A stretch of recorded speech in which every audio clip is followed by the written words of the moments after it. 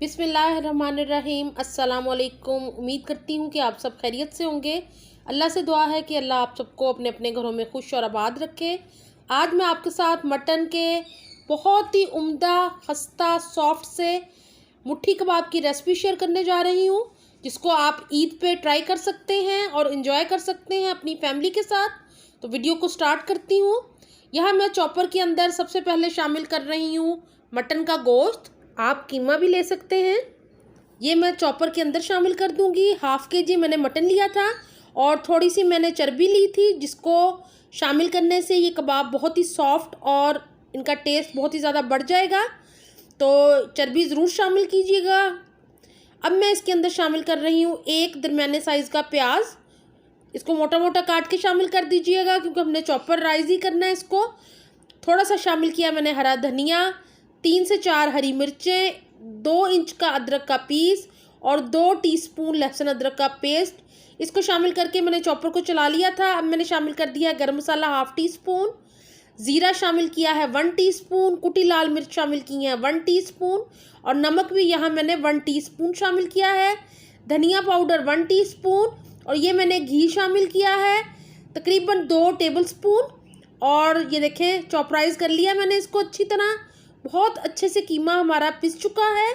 अब इसको हम निकाल लेंगे। मैं आपको एक दफ़ा और दिखा देती हूँ। ये देखें, इस रेसिपी को ईद पे ट्राई ज़रूर कीजिएगा। मुझे ज़रूर बताइएगा कि आपको रेसिपी कैसी लगी है। अब मैं यहाँ पे बना रही हूँ कबाब। आप अपनी मर्ज़ी से छोटे या बड़े साइज़ के जिस तरह के कबाब खाना चाहें वो बनाइएगा। मैंने यहाँ पे छोटे साइज़ के बनाए हैं, क्योंकि कीमे के कबाब जब पक जाते हैं तो थोड़ा सा सिकुड़ जाते हैं। तो यहाँ पे मैं आपको दिखा रही हूँ। इस तरह हमने मुट्ठी कबाब तैयार कर लेने हैं इनके। और इस तरह सारे कबाब तैयार करने के बाद मैं प्लेट में रखती जाऊँगी। थोड़ा थोड़ा कीमा लेते जाना है और इस तरह कबाब की शक्ल में इनको तैयार कर लेना है। ये देखें, बहुत ही खूबसूरत कबाब हमारा बनके रेडी हो गया है। इसी तरह मैं बाकी के कबाब भी तैयार कर लूँगी।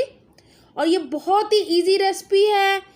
आपको बहुत ज़्यादा चीज़ें बाज़ार से लाने की ज़रूरत नहीं है। घर के ही मसालों से आप बहुत ही उम्दा कबाब तैयार कर सकते हैं। और ईद की दावतों में इनको ट्राई करें, मेहमानों को बना के खिलाएं, अपनी फैमिली के लिए बनाएं। सबको बहुत ही पसंद आएगी ये रेसिपी। तो यहाँ कबाब हमारे बन चुके हैं।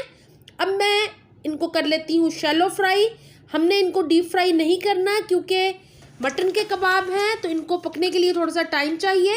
तो यहाँ मैंने 3-4 टेबल स्पून ऑयल के शामिल किए थे और ये कबाब मैं इसके अंदर शामिल कर दूंगी। 4 से 5 कबाब मैं शामिल कर रही हूँ, क्योंकि अगर हम ज़्यादा शामिल करेंगे तो उनके टूटने का भी ख़तरा है।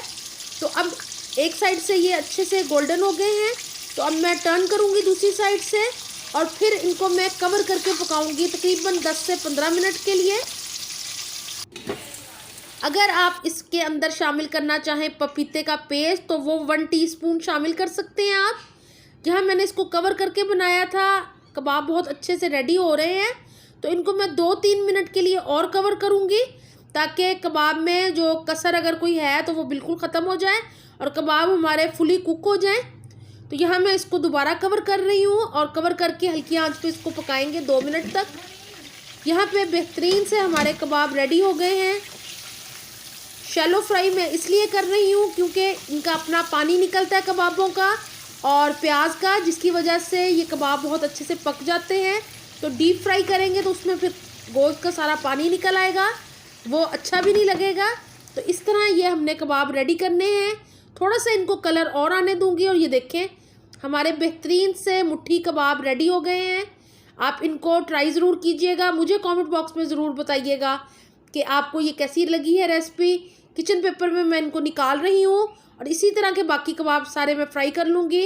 और यहाँ पे मैंने इसको सर्व कर दिया है दही की चटनी के साथ। थोड़ा सा ऊपर चाट मसाला छिड़का मैंने और मैं आपको कबाब दिखाती हूँ। ये देखें, बहुत ही सॉफ्ट और बहुत ही मज़े के।